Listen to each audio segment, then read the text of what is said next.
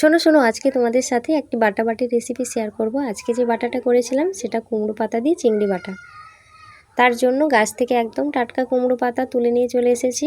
এখন এটাকে ভালোভাবে বেছে নেব, কারণ এর মধ্যে অনেক ছোট ছোট পোকা থাকে, ভালোভাবে বাছতে হবে। বাছার পরে ছোট ছোট কুচি কুচি করে নিতে হবে। কুচি কুচি করে এটাকে আমি ভালোভাবে জল দিয়ে পরিষ্কার করে ধুয়ে নেব। তারপর জল ঝরানোর জন্য বেশ কিছুক্ষণ রাখতে হবে। এখন কড়াইতে কয়েকটা চিংড়ি মাছ নিয়ে নিয়েছি। চিংড়ি মাছটাকে এখানে ভালোভাবে আমি ভেজে নিচ্ছি।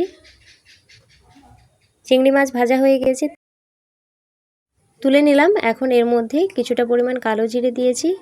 কালো জিরেটা বেশ কিছুক্ষণ ফুটে গেলে এর মধ্যে কয়েকটা রসুন দিয়ে দিলাম, আর দেব কিছুটা পরিমাণ পেঁয়াজ কুচি, দিয়ে ভালোভাবে এটাকে ভাজতে হবে।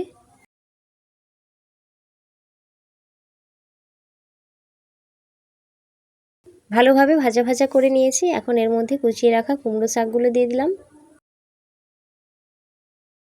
কুমড়ো শাক দেওয়ার পরে খুন্তির সাহায্যে এভাবে ভালোভাবে নাড়িয়ে চাড়িয়ে নিচ্ছি। এবারে দিলাম পরিমাণ মতো লবণ। লবণ দেওয়ার পরে ভালোভাবে নাড়িয়ে চাড়িয়ে নিচ্ছি, কারণ পাতা থেকে অনেকটা পরিমাণ জল বেরোবে। ততক্ষণ নাড়তে হবে যতক্ষণ না জলটা ভালোভাবে শুকিয়ে যায়। জল শুকানো পর্যন্ত ভালোভাবে এভাবে নাড়িয়ে চাড়িয়ে রান্না করতে হবে।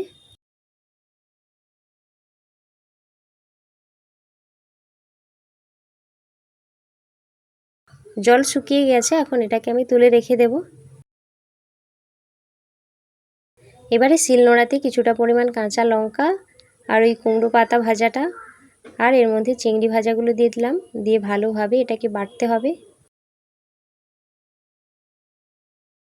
এই রান্নাটিতে বাটাবাটির যা ঝামেলা থাকে, ঝামেলা হলেও খাওয়ার সময় কিন্তু এই ঝামেলাটা একদম ভুলে যাওয়া যায়, কারণ খেতে এটা এতটাই সুস্বাদু হয়, সেটা না খেলে আর বোঝা যাবে না।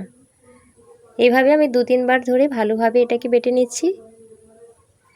বাটা হয়ে গিয়েছে, এখন এটাকে তুলে রেখে দেব।